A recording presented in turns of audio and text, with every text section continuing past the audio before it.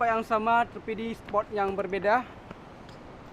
Oh, ini spot di atas gunung, nggak tahu namanya gunung apa. Soalnya baru pertama kali. Nah, cantik kan?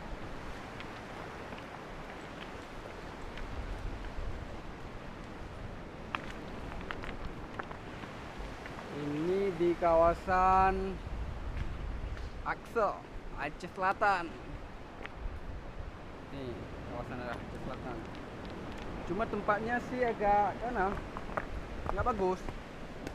Nah, jalannya, jalan batu. Kalau untuk menempuh sini sekitar 5 jam dari Kota Melabuh. Kalau dari Kusawang nggak terlalu sih. 15 menit udah sampai ke sini. Cuma jalannya agak emang udah rusak kali jalan baru soalnya. Kan kalau biasanya yang baru-baru itu kan baju kan. Ternyata jalan juga ada yang baru.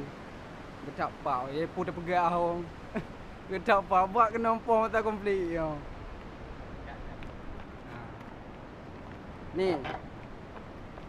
Ini kawan nih. Ada nampak?